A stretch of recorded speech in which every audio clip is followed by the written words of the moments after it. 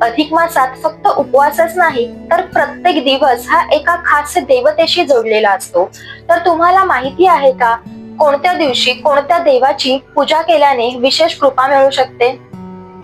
सोमवार भगवान शिव, या दिवशी शिवलिंगावर जल अर्पण करा आणि ओम नमः शिवायचा जप करा.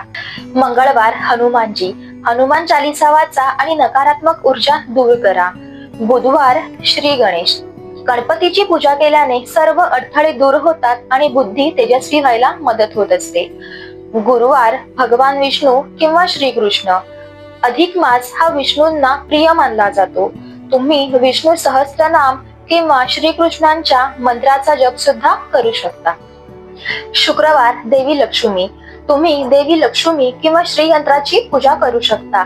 शनिवार शनिदेव आणि हनुमानजी, तिळाच्या तेलाचा दिवा किंवा रुईच्या पानांचा हार सुद्धा अर्पण करू शकता. रविवार सूर्यदेव, सूर्याला अर्घ्य द्या आणि आत्मविश्वास वाढीस लावा.